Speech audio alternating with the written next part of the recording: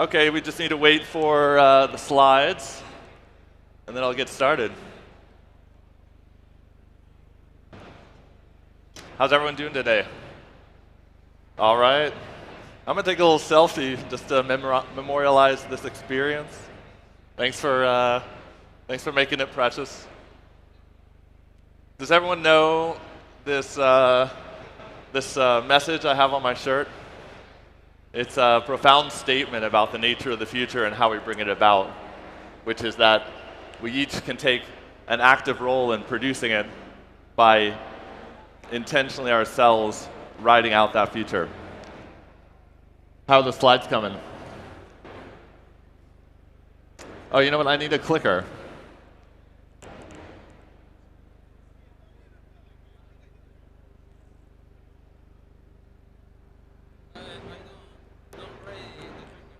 Okay. 5 minutes. Okay. We have 5 minutes to chat.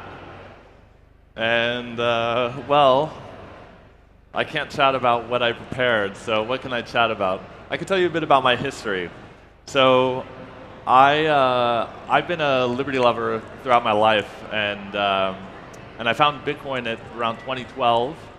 And when I found it, it was just a fledgling software project, open source, very little to recommend it. It was just fragile and delicate, and yet it promised a potential future where we didn't have this ongoing loss and the sapping of wealth in the form of inflation. This is something that I became aware of thanks to the presidential candidacy of Ron Paul, who really railed against the Fed and its inflationary practices. And so this is so I take a similar kind of a perspective on the network state, which is that right now it's a concept, it's a theory about the future, and it's fledgling, it's fragile, like we don't yet know exactly what it is. It's like a baby bird or something. And yet, with the proper support and the proper attention, I think it can become, one of our most powerful expressions of society. Here we go. Thank you. All right. Here we go. Now I can continue with the slides. Okay. Yeah. So we're going to talk about me. Just to introduce myself, like I started. And then my points are, the network state is a society. So the state is a bit of a misnomer. The state is a society, an expression of society. What we create through the network, through software, will be a society. So we can relate to it as that. Society is an ancient and powerful institution. Obviously, everything is possible through society. All war, all famine, all industry. So what we can do through our collaboration through these systems. Finally, how can we change what is expressed through society when enabled by the network? Like, what can it enable us to do differently? So, as I was saying, one of the things I didn't get into was one of my contributions to Bitcoin was I contributed to Bitcoin Core as an open source contributor starting in 2018. Here I am with Mr. Nakamoto himself. And one of the things I like to do is to use knowledge of the past to inform expectations about the future. So when I first got serious about contributing to Bitcoin, I got into the history of money, the prehistory of money. Nick Szabo and other people have written really powerfully about this. And if you want to understand in the panoply of different ICOs and whatnot, what is going to succeed, well, you can find indications towards that in the history of money, where there's a natural competitive advantage of certain institutions, and that led to, for example, the adoption of gold. So we're going to do the same thing for the network state. Like, what can we learn from the past, and how can that inform our perspective on the future? So first I want to talk about the citadel. So this is Bitcoin and the network state. And in Bitcoin, we have this really powerful beam, which is the citadel. And I have some notes, so I'm going to pull them up.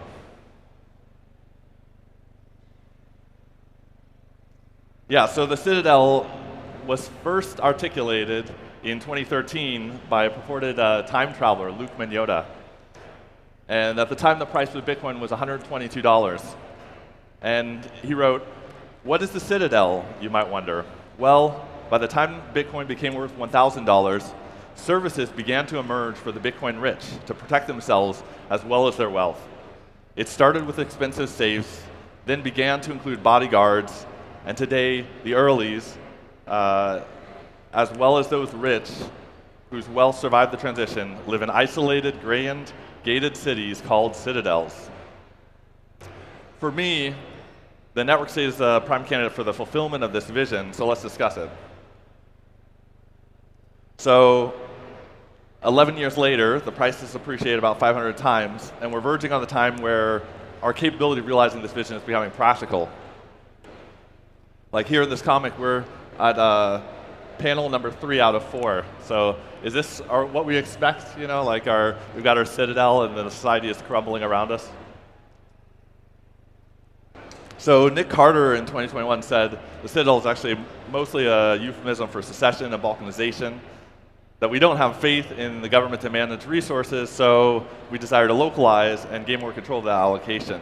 It's not meant to be taken literally.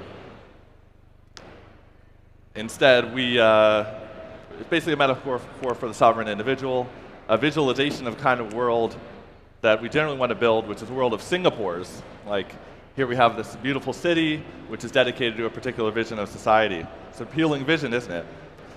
A world full of Singapores, away from the cares of the world, among your peers and other people who get it, with a common purpose of living well and freely together. But the idea of being apart from society is a good way to be alienated from it. And to concentrate together that way is also to create a target, a point of vulnerability. While it's possible to defend yourself from a certain range of threats, the power to repel has been practically limited since the fall of Constantinople in 1453 as one of the first examples of application of gunpowder to warfare. Constantinople survived 800 years until a new technology felled it. And it's not that we should all expect the Ottoman Empire to invade our citadels, but in the long term, adversaries are likely, if not inevitable, so better to plan for them. Sic vis pacem, parabellum. My point being that in fulfilling the Citadel vision, there's a will to congregate and consolidate, but also a countervailing interest in distributing for the sake of being indomitable. I would say the vision on the city on the hill is a beautiful one, worthy of pursuit, but we should also pursue complementary systems of organizing which are ephemeral, distributed, everywhere and nowhere. With those in effect, our physical institutions can be like the leaves of society, able to be cast off when necessary, while the software forms the branches, the essential, enduring, supportive structure. According to this vision, the network state describes that complementary ephemeral system that enables a robust society. So let's get into the network state. So the network state was inspired by this book by Balaji Srinivasan. He published on July 4th, 2022. And it highlights the prospect of using technology to create countries instead of currencies. It explores the possible future conflict between a green team representing the status quo of fiat and an orange team representing decentralization, Bitcoin, etc. He describes the prospect of people who disagree with the status quo in some meaningful way, organizing around a single commandment, such as that of rejecting inflation, the FDA, sugar, public schooling, or seed oils, any of these. You know, you can come up with other examples. Thus, in doing so, they create a parallel society of adherence, unified by an idea, connected by a system that forms a network between them. Thus organized, they can maintain their lifestyle preferences in a society together through their common association. They can gather, collaborate, and exercise collective will. For example, if you disagree with the widespread use of oils high in polyunsaturated fatty acids, PUFA, aka seed oils, then it's easy to change one's own kitchen. But how do you dine out? And who can you dine with to maintain this preference? So software tools that communicate information and enable collaboration can increase the agency of the adherent. For example, you can use seed oil scout to identify restaurants that avoid these fats. Additionally, community leaders can step up and create institutions that serve as gathering spaces for a particular community. For example, if you'd like to gather with others who value their health and wellness, you can seek out examples such as the Sapien Center in Austin, Texas. Among other things, they sell raw milk, grass-finished beef, and so on, and they host gatherings along those lines. So here you have an example of a seed oil-free parallel society enabled by apps and institutions. Is this the network state? Not quite. I don't think so. I think a further step in this direction is represented by the Orange Pill app, which enables Bitcoiners to associate with one another wherever they are. This suggests a means towards emergent society, where a community of people can coincide and collaborate wherever and whenever they happen to be in proximity.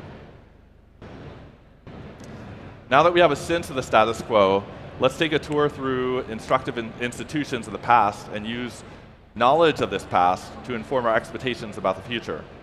Once we understand the past, we can apply the potentiality of the network to elaborate on those practices.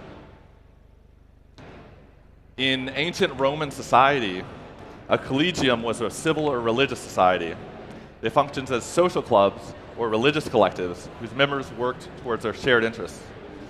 Political interests, cult practices, professions, trade, civic services, the social connections fostered by collegia contributed to their influence in politics and the economy. They acted as lobbying groups and representative groups for traders and merchants. In English, the word collegium came to mean a group in which each member has an approximately equal power and authority. And the collegia were powerful. Excuse me.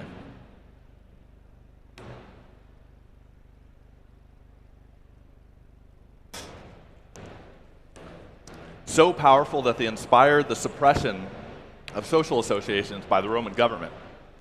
Following the reign of Julius Caesar, collegia required approval of the Roman Senate or the emperor in order to be authorized as legal bodies. So there's an indication of the sentiments of the time. Here's a dialogue that was preserved between Pliny the Younger and the emperor. It shows how they looked at these associations. Pliny says, Pliny is on the left here, by the way. While touring another area of the province, a very large fire in Nicomedia consumed private homes of citizens and 2 public buildings. It spread more widely at first due to the strength of the wind, then due to the indifference of the people who, of course, stayed around as lazy and motionless spectators of such a great calamity. Similar in the common day. Additionally, there was no fire car or water tank anywhere for public use, or in fact no instrument to extinguish fires. These, however, will be fixed as I've ordered now. As for you, sir, consider whether you think that a company of workers should be established of no more than 150 men. I will make sure that all workers are admitted, that only workers are admitted, and that they do not use the privilege that has been granted them for another purpose. It will not be difficult to watch so few. Emperor Trajan responds, it occurred to you that a fire company could be established in Nicomedia following the examples of several cities, but it should be remembered that your province, especially those cities, have been disturbed by factions of this type. Whatever name they are given, for any purpose, men who have been reunited with the same goal will soon become political clubs. Therefore, it will be preferable to prepare these things that serve to control fires and advise the owners of the properties that they should extinguish the fires themselves, and if the situation requires it, that they should use the assistance of the populace for this purposes. So even for a fire service, he feared that this would give rise to opposition. This is the power of the collegia. Next up is the Freemasons. According to Masonic tradition, the Freemasons descend from the very Roman building societies, the Collegia Artificum. And it's a mutual benefit society with a mission to care for the widows and children of the fallen members. They also hold a global network of lodges where members are allowed to access to local society when they travel. In the 1800s in the United States, the Masons were powerful. About 5% of all men were Masons, and about 1/3 of the presidents of the United States have been Masons. Like the collegia, they were also opposed by forces including an anti-Masonic political party, which was the very first third party, and its peak held 1/10 of the seats in the legislature, in the House of the United States. This page from an anti-Masonic document from the 1832 reads, "The law is still paralyzed by a hidden agent that continued to prove stronger than the combined force of its machinery and its ministers." So this is an indication of the power of these societies. Now, next is mutual benefit societies. Between the 19th and 20th centuries, thousands of fraternal societies, which were voluntary mutual associations, provided access to health care, paid leave, life insurance in nearly every major city. About 1/3 of adult American males belonged to a lodge in 1910. A fraternal analog existed for virtually every major service in the modern welfare state, including orphanages, hospitals, job exchanges, homes for the elderly. One lodge wrote its prime object is to promote the brotherhood of man, teach fidelity to the home, and so on. And let's move on. Another endeavored to teach managerial and financial skills. One official boasted that the lodge provided business training which could be had no other way. Others took care of the sick and buried the dead. But the wind shifted and these institutions declined. The wind shifted, these institutions declined. One of the earliest reasons for the shift in fraternal priorities started with the medical profession. They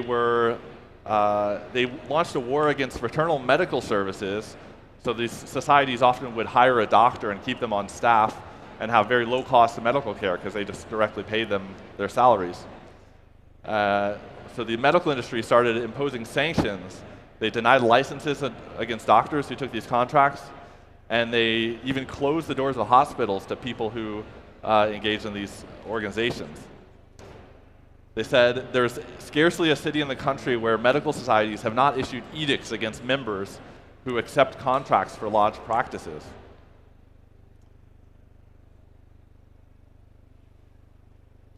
Another factor was the rise of the welfare state. In the early 20th century, we had a rapid and unprecedented expansion of the social welfare. And in doing so, the state was planning to do for the wage earner what these societies had done for decades. And so they undermined the reasons that people would have for participating in these associations. They crowded them out.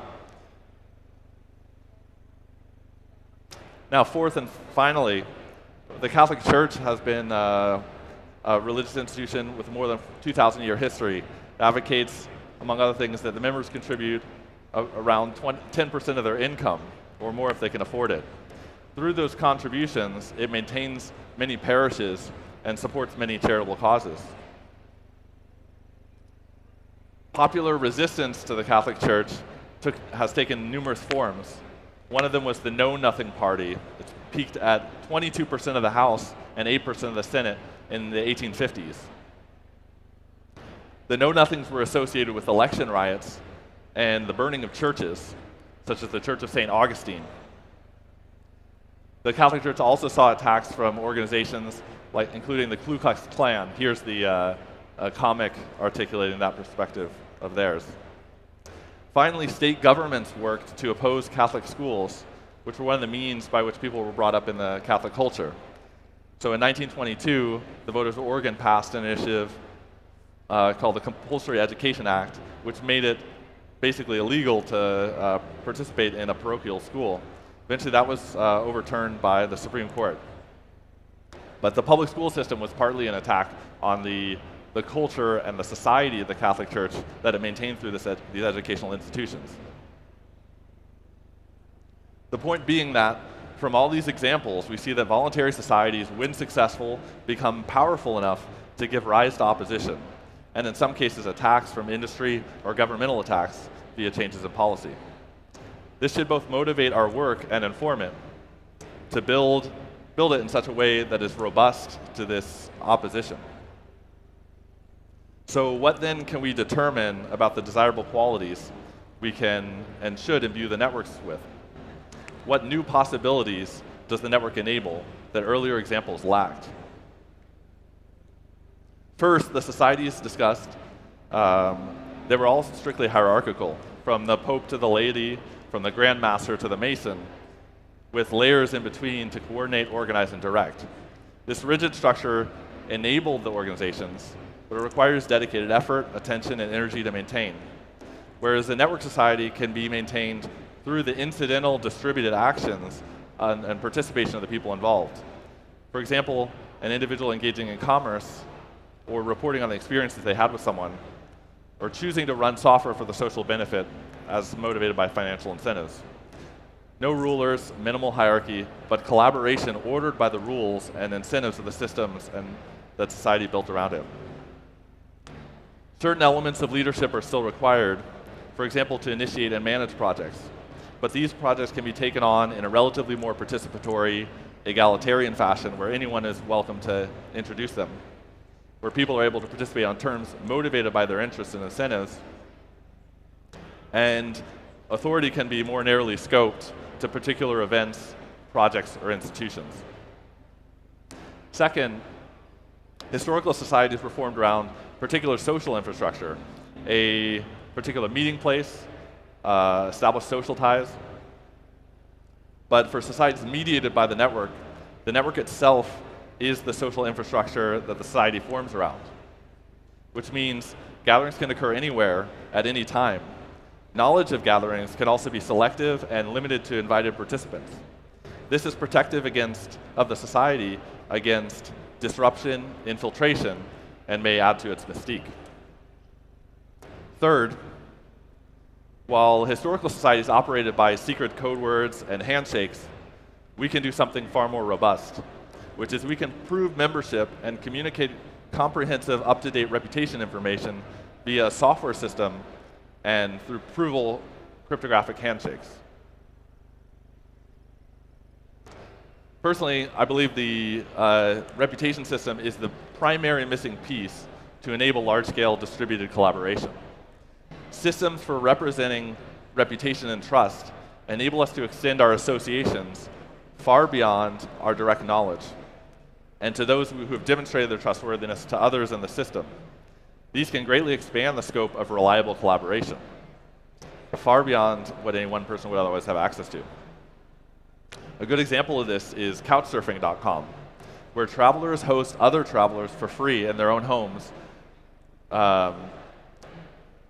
and they're reassured in doing so by a track record of references that travelers accumulate over the course of their travels. This is a dramatic example because they're allowing these visitors to stay for free, which is a significant benefit, and at a personal risk to each of some violation on either side. But by excluding bad actors through this reputation system and discouraging bad actions with accountability mechanisms, they enable global collaboration and access at no cost. This is so you can imagine how the world opens up when we're able to know who we can trust and avoid the bad actors. Likewise, Airbnb hosts and travelers are reassured by the existence of reviews of respective travelers and the environments they visit. In these cases, this reputation is sort of insurance. It exists to mitigate the downside risks of sharing and collaboration. In an ideal world, if we could eliminate downside risk through high-quality reputation information, we would live in a world where sharing, hosting, collaboration would occur far more freely, where each participant would be able to extend themselves and have far greater agency. This could take the form of real estate ownership, management, use, for example, as in these cases, or apply in other areas. Finally, many of these various institutions use offices, roles, and honorifics to maintain their order and to motivate their participation. Honors serve to both reward those who distinguish themselves and also to motivate the contributions they reflect. A successful network society will likely include mechanisms for functional, honorary roles to motivate, reward, propagate the values of society, and to communicate one's standing within it. A fun example of using status to motivate values was the role of the Roman augurs. Augurs were consulted before any major decision, and their job was to divine the will of the gods. They gave advice on this basis. And if their advice led to a successful outcome, which is known as pax deorum, the peace of the gods, then they would be considered to have practiced true augury. They were true augurs. Whereas if they brought about negative outcomes, they had brought about the ire of the gods, the wrath of the gods, and then they were not true augurs. Their advice was judged by its consequences, and they were granted honor if the advice led to positive outcomes. In Bitcoin, we have a whole host of honorifics rooted in actual participation. We have founders of companies, contributors to open source projects, node runners, miners, OGs, whole coiners. These are appropriate to the Bitcoin network. For a network society, we'll have to identify roles appropriate to achieving that pax deorum, so to speak. So in summary, an effective society organized around a network can be a tremendous source of power. It's most likely to be effective and well protected against opposition if it involves elements of ephemeral gatherings, tracks reputation across an individual's histories, and motivates participation by conferring status on those who advance the goals of the group. So I say, let's build this system. For further information on the subject, I recommend you check out the live stream recording of the Network State conference that was held in Singapore this year. Some very interesting talks highlighting current and prospective efforts to manifest the Network State vision. As for myself, I'm building in this direction with my current startup effort. It's called The Know. I invite you to sign up for the email list to be some of the first to know when the app is ready for use. And I look forward to revealing its purpose and operation. Anyway, thanks everyone for your participation, for your attention, and here's to us building the future.